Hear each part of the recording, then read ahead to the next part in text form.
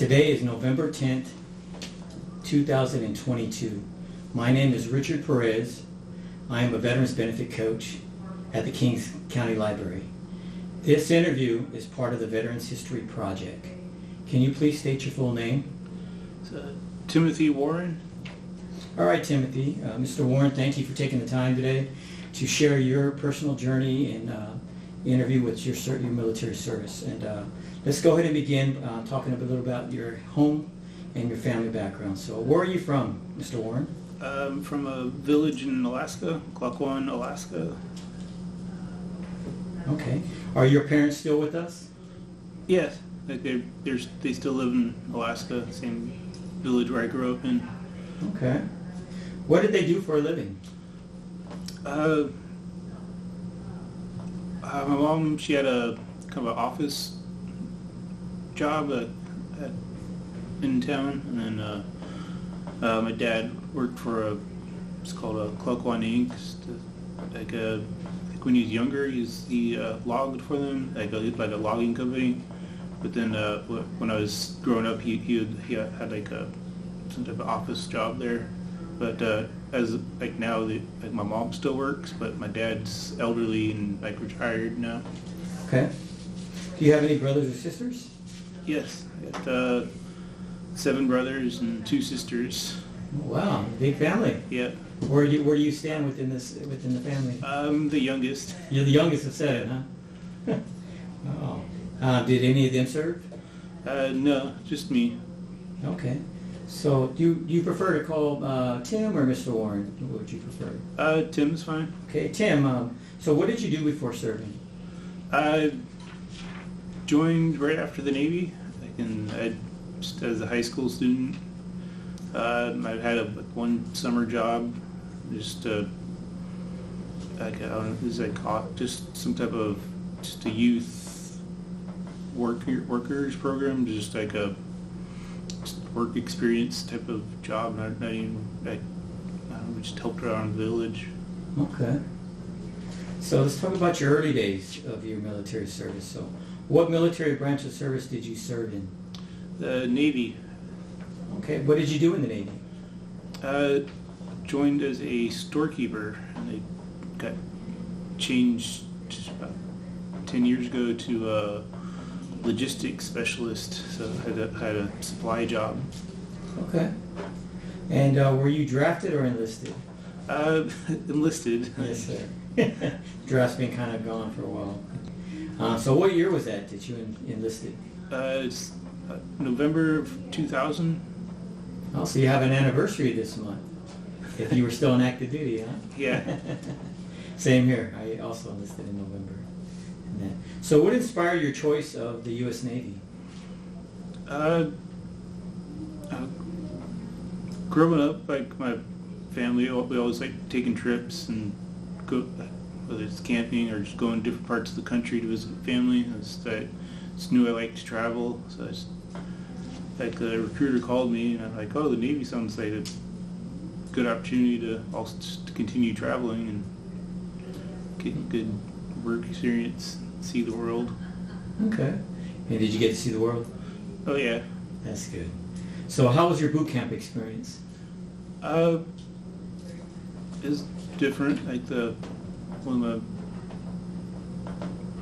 of my first times really away from home for so long, and then like in Alaska, growing up, it's like there's not a lot of different people. Like it's kind of isolated. Mm-hmm. So it's going to boot camps. One of the big first times being around all kinds of different people, just from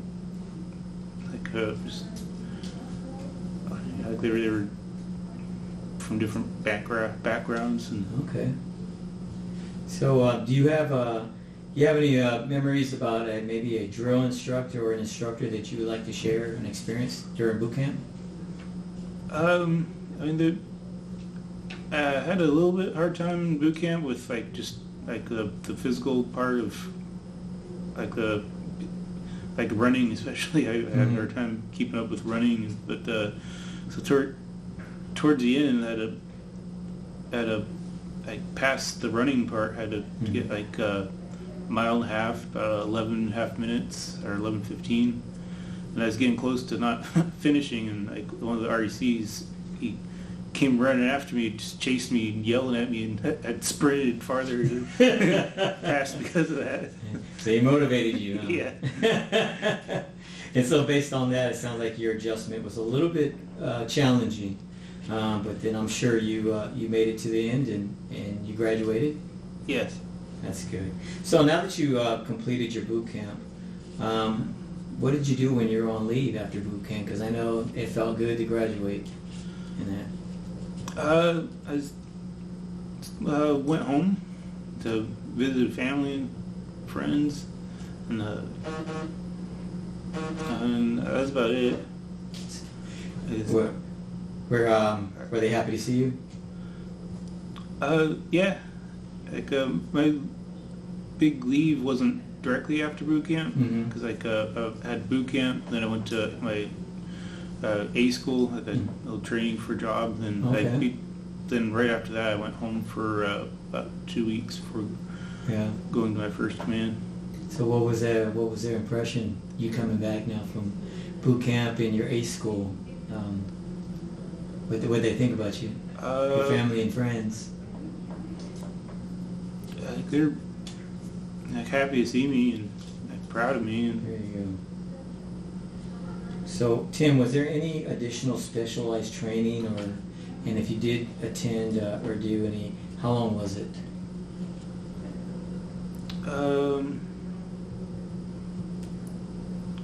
I got to be stationed in Cuba as a guard, so I got to go do that. We had like training just for that.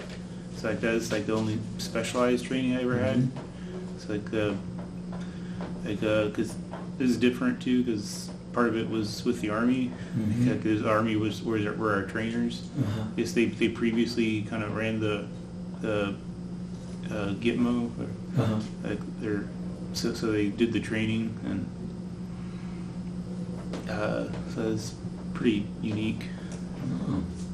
So now let's go ahead and transition into, now you're out of boot camp, you're out of your A school, you get ready to, you finally it's your first duty station, and and it's some operations are going on. So what year or years did you deploy? On my first ship, we had it was, the home port was Japan. It's like we're already forward deployed, so like there's like we had like our big deployment from like once like 9/11 happened. Like within a week later, we're deployed for like 6 months. So it was just like it was like our main regular deployments when I was stationed there. It's like there's a couple other deployments with my first ship, the Curtis Wilbur, but because since it's forward deployed, our deployments are normally shorter, like 3 or 4 months. Because like when you deploy from ship from like I don't know, like San Diego or something, like, a lot of the deployment time is the travel going from that coast to wherever the operation is. Wow. So you were always on a moment's notice and ready to deploy in any direction around the sea, across the sea. So Tim, what military combat operations were going on at the time of your deployment? What major operations was going on, combat operations, during your deployment?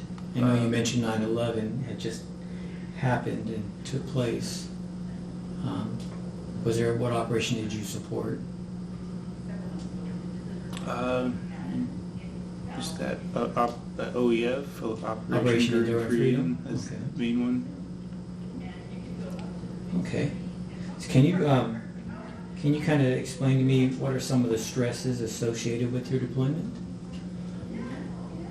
I mean, for that deployment, it was fairly stressful because like we deployed for that, and that was our main purpose. Like that was on the front of everybody's mind. So like it's like it was about 4 months of it was just doing the job, and that was it, like doing the job. So there's like no pulling in to anywhere. Just always on mission. Yeah. Then like the last 2 months we got to relax a little bit, because we started heading back and got a couple of Liberty ports from once we started heading back. Okay. How would you say that these experiences impacted your life? I mean, just got to do a lot of different things and be at a lot of different places. And like, if I hadn't been in the Navy, I would have probably not gone very far from home.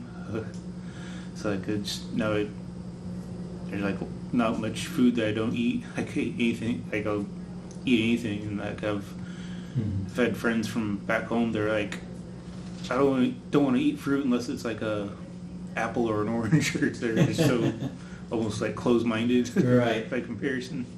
So it kind of opened another door of opportunity in different cultures and different foods, and then along with that. So tell me a little about some of your military battle buddies, your friendships. I mean, like I know, like when I was in Cuba, we had a lot of close friends. It was like there's only like what's it called? Like we're close together, like a lot, trained close together, and it's like so we and then when we're there in Cuba, like our like living arrangements or housing was like it was all close together. It's like we got to see each other a lot. Right. And, Okay. Do you still stay in contact with any of your military friends, battle buddies? yeah, like with like a lot, mostly through Facebook, like and then like especially like with my friends from Cuba, there's like a Facebook group just for that. Oh. And then like I had one of them I was happy I got to have breakfast with them down in San Diego. Just took my family there over the summer and got to get in contact with them and got to meet up before I head back up here. Okay. So during your tour in Cuba, how did the local population treat you and your battle buddies? There's no I mean there is local population there, but I don't know if it's changed since then. But there's no going off base. So you weren't allowed to interact to go off base. Yeah, and the base itself is pretty good size. So you're not like stuck in some city block or something. It's there's I don't know what it is, exact measurements, but it's like I don't know 40 square miles or something. It's pretty good size. Like there's lots to do there. Any local population that worked on the base that maybe you interacted with? How did they feel about I know there's American GIs in Cuba? I'm pretty certain there's like a Cuban restaurant on base, and I'm pretty certain that they were local. I didn't get to talk with them much, but like they had a great attitude and great food, and That's good. So Tim, were you awarded any medals or citation for your deployments? Yes. And what was it? Got the Global War and Terrorism Medal. Okay. Service medal. There's a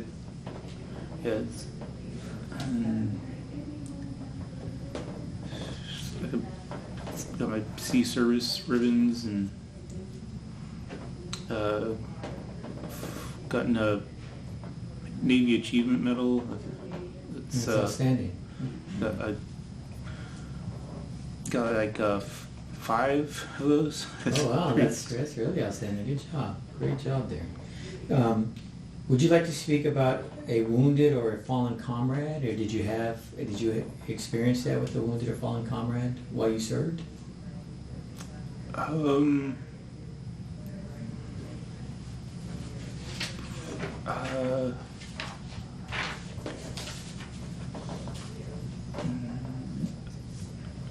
Nothing comes to mind for wounded. I know someone. I had a friend die. He wasn't. He died, but it wasn't. Wasn't like during combat. It's Right. like it's the. He came back from Liberty in San Diego, and the I guess the rails weren't on right, so he fell off. Oh, wow. Yeah, and it. Nothing like there's supposed to be a net there, and I don't know if that net wasn't arranged correctly or something. And normally there's like normally there's like a net there. It's just to help catch people if they fall or if something falls down. But he didn't get caught, and he Just fell, huh? yeah. I don't.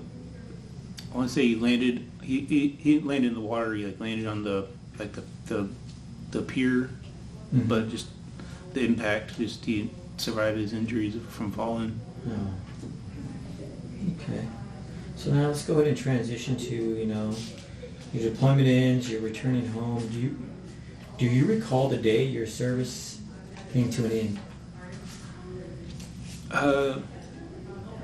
Yes. I retired from here. Like FRC West here in Lemoore was my last duty station. Okay. What you call it? I feel like I had a couple last days because there's like a last day of work, but you have like your kind of like retirement leave basically. And what year was that? It's last year, 2021. This about June was about when my retirement started. Oh, congratulations. That's a big achievement.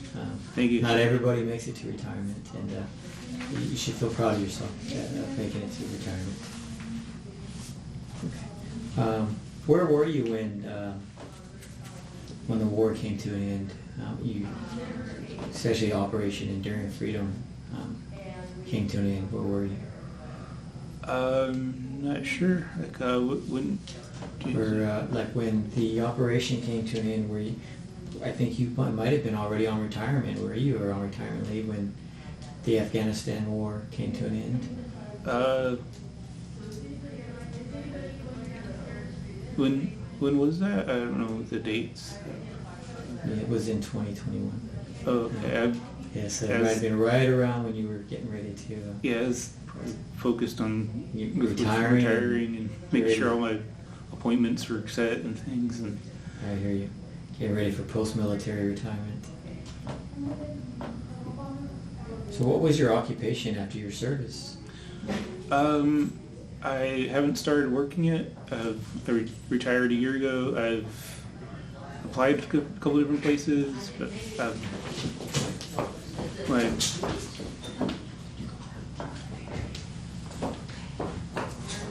so far I'm just a student at West Hills College Lemoore here.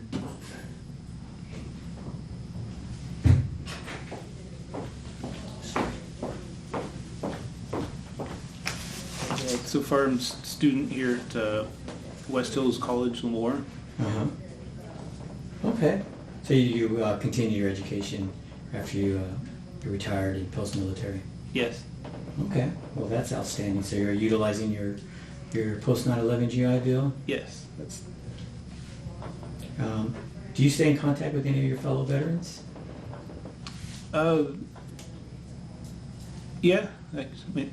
Mainly through Facebook, and we message each other, and kind of comment and joke on the same things. And All right. Let's talk about some reflections of life in your military service. Tim, do you attend any reunions, or are you involved with any military organizations or ceremonies? No, like reunions or so much ceremonies lately, or so far, but have gotten involved with American Legion and AMVETS and what's it called, the Fleet Reserve Association. Mm-hmm. Like when I was getting ready to retire, Lady Julie, she kind of introduced me into American Legion. Like she had me meet with her there. They have like Friday morning breakfasts, and I met with her there for that. We had the breakfast, and also she was helping me with my resume at the time. But I just kind of kept going to American Legion after that. And, Okay, what American Legion post is that? Post 100 in Lemoore. Oh, in Lemoore. Yeah. I've been there. That's an outstanding post, and I've actually considered joining that. Did you attend? I believe they have a, what is it, Healing for Vets? They do that, I think, what is it, the last Wednesday of the month, I think it is? I haven't made it there yet. Most Yeah. Wednesdays I have class. So. Yeah, I attended one, and it's a pretty good event in that. And I understand you said you attend the breakfast. So what do they do? They have like a free breakfast? Yeah, it's free, and they have like when you walk in, there's a kind of a can that's labeled for donations, and you can, it's free, or you're welcome, or I can kind of encourage to donate a few dollars for it. Okay. So, how would you say the military service affected your life, and what life lessons have you learned from your service? We found my family with the Navy. Like I met my wife in Japan. And,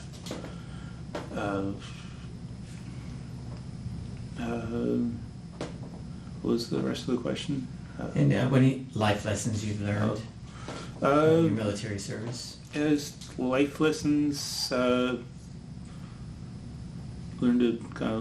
from your failures. Like I've made mistakes at work, and it's always been reminded to me like if you made a mistake, or you mess up, or you fail, just acknowledge it, or tell your supervisor, and you'll so you could figure out what the mistake was that you messed up, so you could like learn from it. And Okay, so it definitely taught you resiliency, to be able to bounce back, and any shortcomings to identify them and develop a plan to overcome them, right?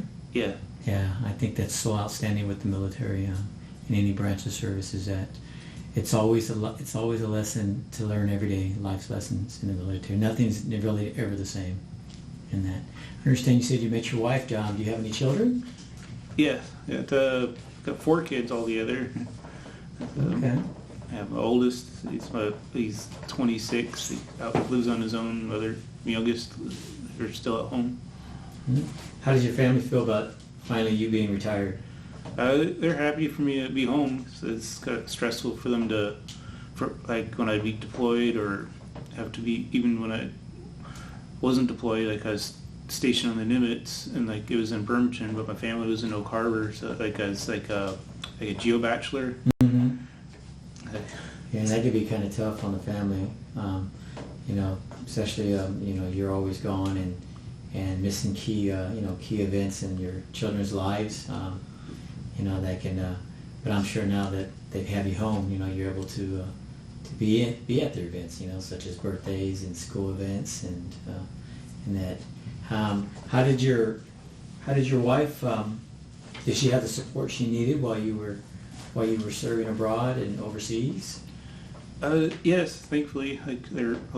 Thankfully she's got support. Like we had found a church and made some friends, and they were able to like help her when I was gone. Like, because like the very first time I deployed, since we had been married, like she was like what was it? She wasn't pregnant, but she had just given birth. Then like a month later, I deployed. You deployed. So. Oh yeah, so that was I'm sure that was a real challenge for her, because a newborn baby just coming and duty calls, right? Yeah, and like she's from the Philippines originally, and she didn't have a driver's license at that time. So. Right. So limited mobility. So definitely having a good support network where she lived, or where you all lived, it helped out a lot. I'm sure, because there were some stressors there, for you, not only you as a service member, making sure your family was taken care of, but for your wife and the children, young children, But that's good, and I'm glad that you were able to survive. Your wife was able to survive the service and those deployments of being separated because mission calls, duty calls. When you're a sailor, a service member, you have to be ready to go at a moment's notice. Okay, Tim. Well, we're almost getting close to closing out, and how has your military service experience, changed your perspective or impacted your perspective on life in general and in the military?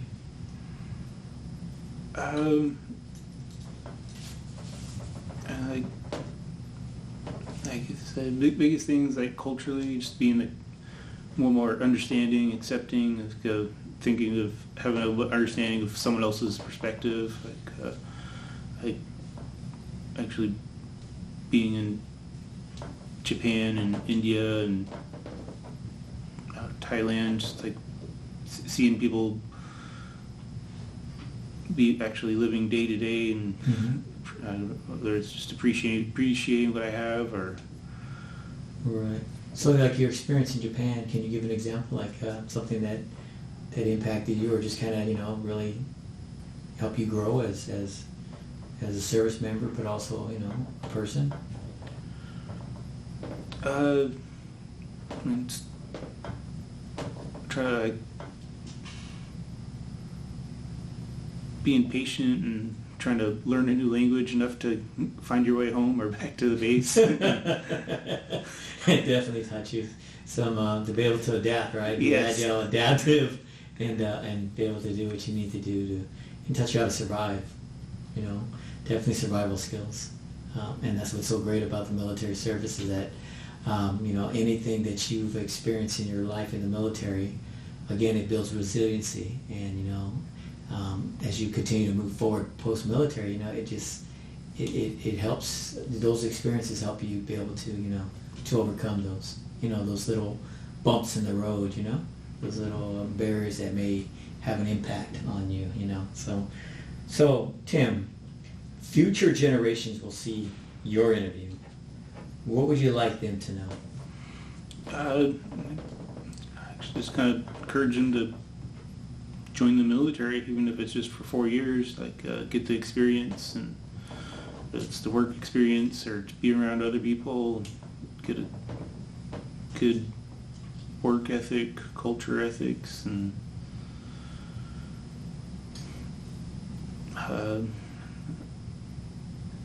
Okay. get away from home too. Don't let yourself get stuck living with your parents or staying living in your hometown just to walk away from your parents or. Right. How about your children? Is there anything you'd like to say to your children and to your wife?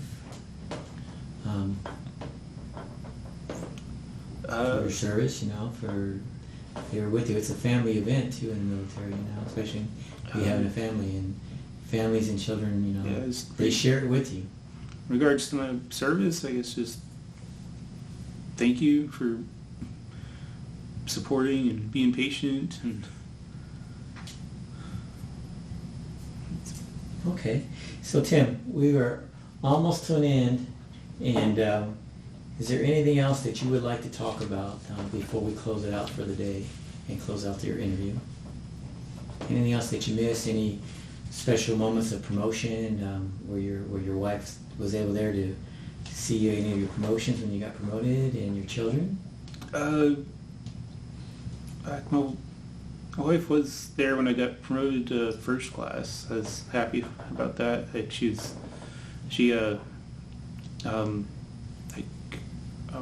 do you call it? Like pinned me basically, put my rank on me. Okay, that's awesome. That's a special event because, when being married, being a service member and being married and having children, and when you achieve like that, a promotion or an award, your family also benefits from that, and I'm sure they were very proud of you in your achievement. And again, thank you for your service. If there's nothing else, Tim, Mr. Warren, I thank you for your time. I thank you for taking the opportunity and the time to share your personal journey of service to our nation. It's ironic because tomorrow is Veterans Day, and today is November 10th, U.S. Marine Corps birthday also. But I thank you. Thank you for your service. Our nation thanks you. And from a veteran as myself, from veteran to veteran, I thank you. Thank you for serving our country, for going abroad and stepping forward and having to leave your newborn child and your wife behind because you were committed to your duty as a sailor, as a service member. So thank you. And this completes our interview. Thank you.